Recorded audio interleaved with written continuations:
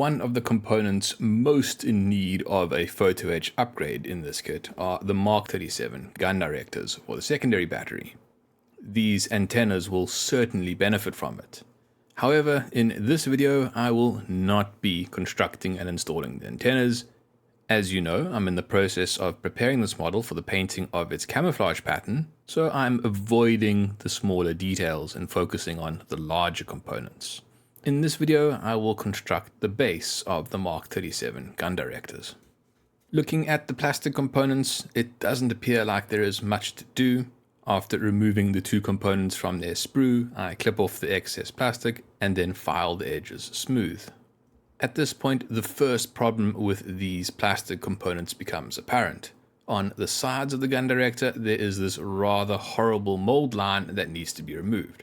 Fortunately, another new tool that I recently bought is this 5mm disc sander, which means I now have a tool that can help me remove this molding line quite easily.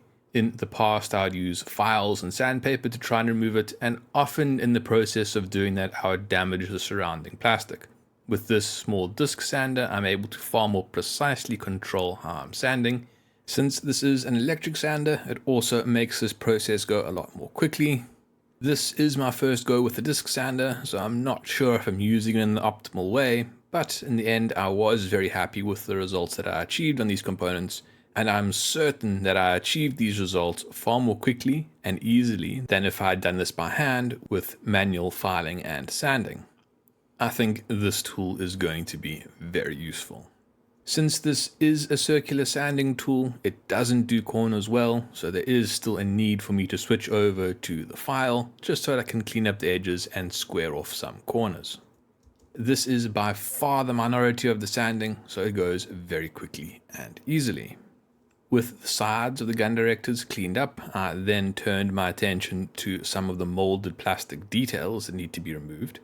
There is this small bump on the top of the gun director. This is just to help locate the plastic antenna on top of the gun director. Obviously, since this is going to be replaced with photo etch, I don't need it, so it can be simply removed.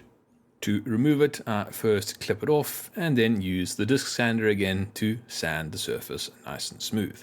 The sandpaper that I'm using on this disc at the moment is 1000 grit.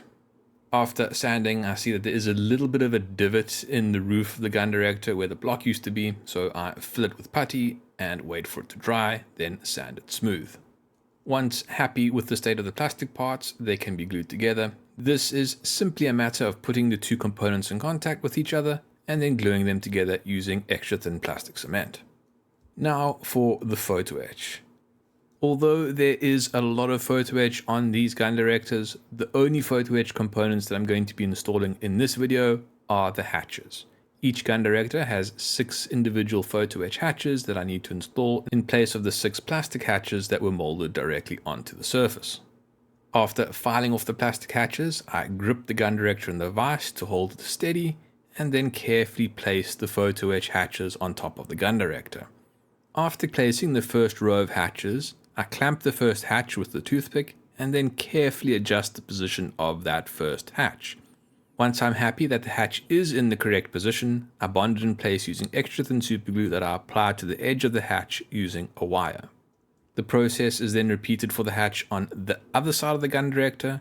I'm intentionally not doing the middle one next because I want to try and preserve the symmetry between these hatches. I think after positioning 2 outer hatches, it will be easier to position the third hatch correctly and make it look like it is directly in between the 2 outer hatches. After maneuvering the second outer hatch into the correct position, it is bonded in place, also using extra thin superglue that I apply with a wire. With the 2 outer hatches secured in position, I can now carefully position the inner hatch.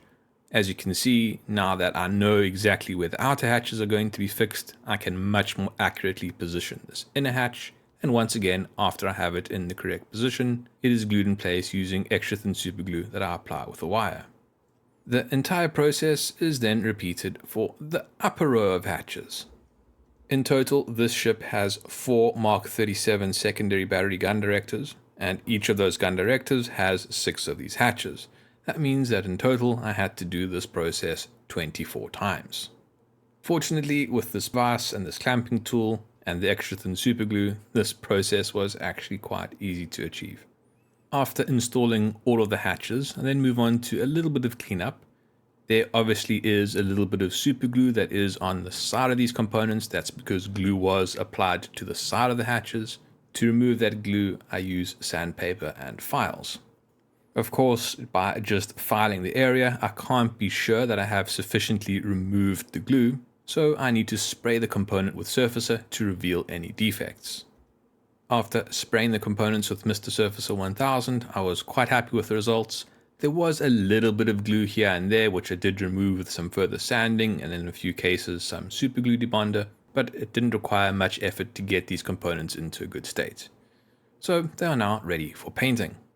In the next video, I'll be moving off the superstructure and onto the ship's armament, starting with the secondary battery. If you don't want to wait for the scheduled release of videos and want to watch them when they are uploaded, consider becoming a channel member by clicking the join button below. If you would like to support the channel, like and subscribe, and as always, questions are welcome in the comments.